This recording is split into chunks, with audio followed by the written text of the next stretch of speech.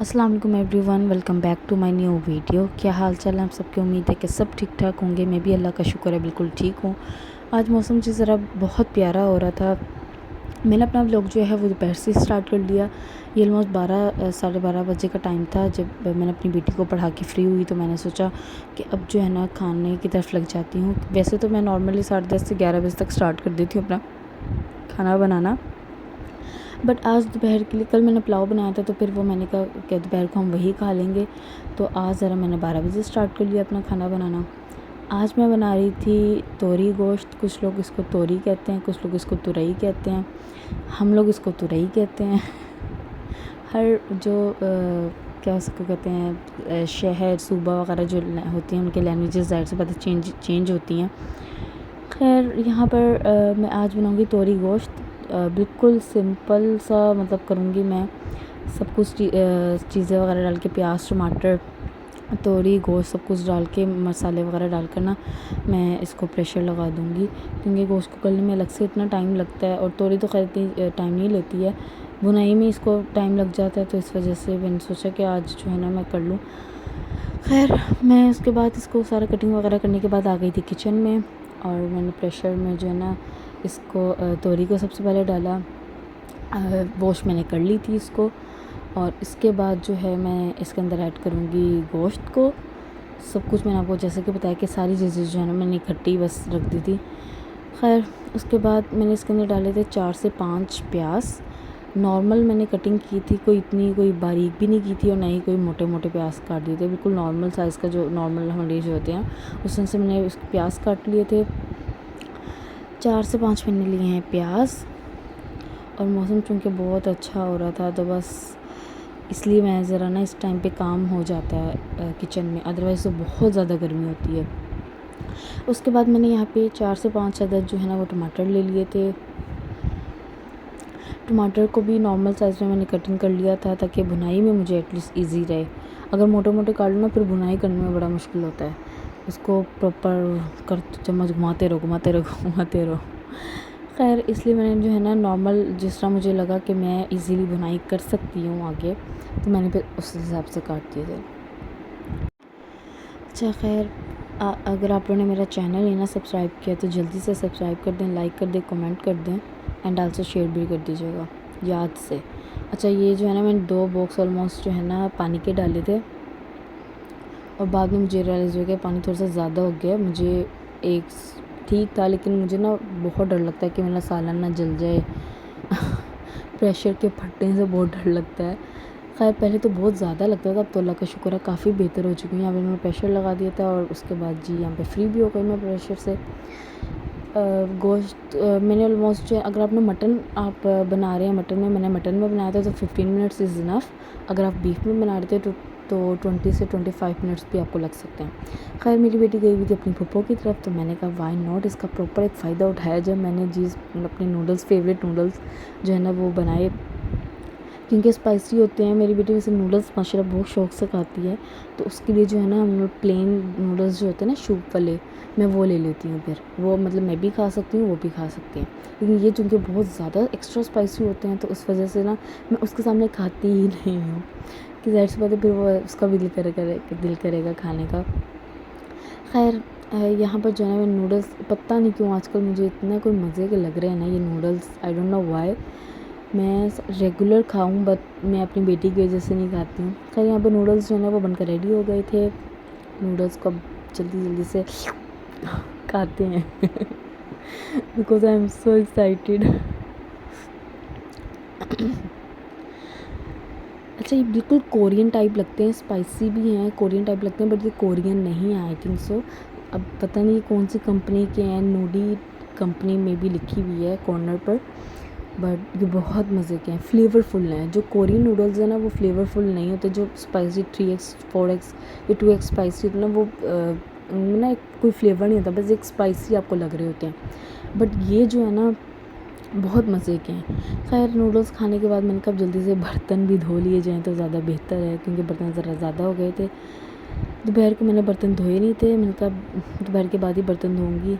Noodles आराम सुकून से मैंने जो है ना बैठ के खाए क्योंकि मेरी बेटी थी नहीं, गई हुई थी वो। तो मैंने कहा और मेरे पास कोई काम है नहीं। अच्छा, बच्चों से बड़ी रौनक होती है माशाल्लाह से।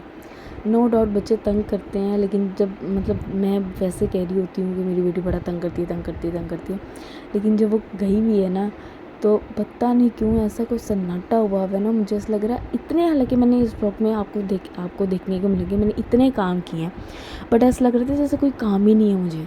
मतलब बार बार मैं एकदम से मैं कह रही हूँ रुबैया कहाँ, रुबैया अच्छा नहीं वो गई हुई है, रुबैया अच्छा वो गई हुई है। पूरा दिन ऑलमोस्ट मेरे साथ ऐसा ही होता रहा।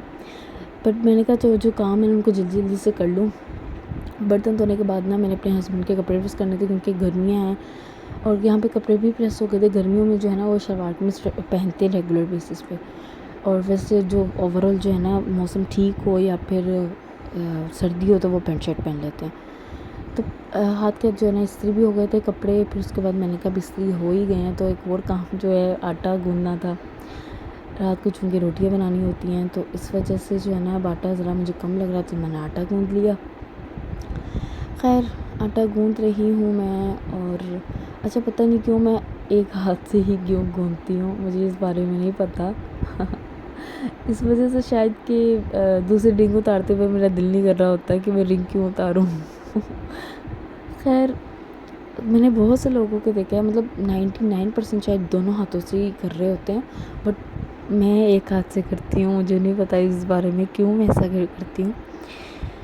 खैर आटा भी गूँधा गया था, मुझे याद है कि अल्लाह मेरी रिंग रह गई है, तो मैंने जल्दी से वो पहनी। अच्छा ये मैं कपड़ा नीचे बिछा लेती हूँ ना, उससे बड़ा सुकून हो जाता है, आटा वगैरह गिरने का टेंशन नहीं होती। फिर बाद में आपको शेल्फ़ साफ़ करनी पड़ती है, क्योंकि आटा बाजू का ना वो लग जाता है और शेल्फ़ के साथ बिल्कुल, तो उसको क्लीन करना बड़ा मुश्किल हो जाता है। खैर बर्तन सारे धुल गए थे। इसके बाद मैंने कहा पानी की बोतल्स वगैरह भी भर के रखनी है। अच्छा ये डिस्पेंसर बड़ा अच्छा है, बाज़ वक़्त पता नहीं इसको क्या हो जाता है, आवाज़ थोड़ी सी करने लग जाता है, अदरवाइज़ इसकी बहुत स्लो आवाज़ है, लेकिन बाज़ वक़्त बहुत आवाज़ करने लग जाएगा। सारी पानी की बोतल्स भी भर गई थी। और अच्छा इसके बाद जो है ना यहाँ पे मेरी बेटी आ गई थी, तो मैंने कहा चलो मैं उसके लिए फ्रेंच टोस्ट बनाती हूँ, तो ये इसकी रेसिपी आप लोग के साथ भी शेयर करती हूँ कि मैं किस तरह से फ्रेंच टोस्ट बनाती हूँ। पहले मैंने जो है ना सिर्फ 3 स्लाइसेस सोचा कि 3 के बनाऊँगी, बट बाद में चूँकि वो जो मटेरियल जो मैंने बनाया था वो ज़रा ज़्यादा बन गया था, तो मैंने कहा चलो इसको जो है ना वो बाद में, मतलब जो 2 स्लाइसेस मैंने अंदर रखे हैं उसको निकाल के उसकी भी फ्रेंच टोस्ट बना लेती हूँ, और वो भी हम लोग, मतलब मैं भी खा लूँगी। खैर ब्रेड को आप लोगों की मर्ज़ी कि आपने किस तरह से इसकी शेप दी है। मैंने इसको ट्रायंगल टाइप शेप दी थी। एक ब्रेड की समझ लो 4 पीसेस ट्रायंगल के बने थे। अब इनको हम करेंगे जिस साइड पर। उसके बाद जो सारा मटेरियल है, मैं दूध अंडा वगैरह सब कुछ रख दिया था। मैंने एक अंडा अभी लिया था, एक अंडा इसके बाद में लूँगी। 2 अंडे लिए हैं मैंने, और 3 चम्मच जो है ना वो मैंने डाली है चीनी। अच्छा 3 चम्मच जो चीनी मैंने डाली ना, ये चीनी इतनी इसकी मिठास जो मुझे टोटल फ्रेंच टोस्ट में लगी ना, बिल्कुल नॉर्मल, मतलब बाज़ू का होता है कि ज़्यादा मीठा भी अगर हो जाए ना तो आपसे खाई नहीं जाती चीज़, इसकी बिल्कुल परफेक्ट जो मीठा था ना वो था। यहाँ पे मेरी बेटी कहती कि मामा मैंने भी करना है, उसको बहुत शौक है मेरे साथ मेरे किचन के काम करवाने का, तो मैं उसको मना नहीं करती। कभी वो बर्तन मेरे साथ धो रही होती हैं, कभी रोटियाँ, बाकी बर्तन तो खैर 1-2 बार ही हुआ है, रोटी तो रेगुलर मैं बनाती हूँ, और रेगुलर उसको मैं छोटा सा पेड़ा करके दे देती हूँ और वो रोटी बनाती हैं, बहुत शौक है उनको। खैर अब वो ज़ाहिर सी बात है स्लो लगी हुई थी मुझे, ताकि ज़रा जल्दी जल्दी काम करूँ, मैं फ़ारिग करूँ। मैंने ऑलमोस्ट 4 to 5 टेबल स्पून इसके अंदर जो है ना वो दूध डाला है, 3 टेबल स्पून इसमें चीनी गई है, और 2 अंडे गए हैं, एंड दैट्स इट। ऑयल डाला, अब फ्राई कर रही हूँ ब्रेड को डिप करके अच्छे तरीके से। इसके बाद जो है ना अब ऐसा करके मैं फ्राई होने लग गए थे। साइड का आपने फ्लेम देख ली होगी कितनी है फ्लेम, बाहर से क्रिस्पी और अंदर से सॉफ्ट, इतने मज़ेदार ये बनते हैं ना। वैसे तो ये हर घर में, मतलब हम अपने बचपन से ही खाते हुए आ रहे हैं फ्रेंच टोस्ट। मैं बाज़ वक़्त क्या करती हूँ, अभी चूँकि चॉकलेट थी नहीं घर पर, न्यूट्रेला वगैरह जो है ना, अदरवाइज़ ना मैं न्यूट्रेला भी इनकी जो है ना सेंटर में लगा देती हूँ, तो वो और ज़्यादा, मतलब डबल स्लाइस करके एक स्लाइस के ऊपर चॉकलेट लगा दी, इसके ऊपर एक और स्लाइस लगा के इसको इसमें मटेरियल में सारा डिप करके फिर उसके बाद जो है ना मैं करती हूँ, फिर उसके बाद उससे भी बहुत ज़्यादा अच्छा टेस्ट आता है। यहाँ पे जी हमारे फ्रेंच टोस्ट बनकर रेडी हो गए हैं। अब इसको सर्व करते हैं प्यारे से प्लेट में, सर्विंग ट्रे में। अच्छा कैसर शुगर थी नहीं, तो मैंने ना चीनी को अच्छी तरीके से पीस करना, तो मैंने इस ऐसे स्प्रिंकल से कर ली थी ताकि अच्छी सी एक लुक आ जाए इसकी। और मेरी बेटी ने बहुत शौक से खाया, माशाल्लाह माशाल्लाह। ये जी मेरी वीडियो।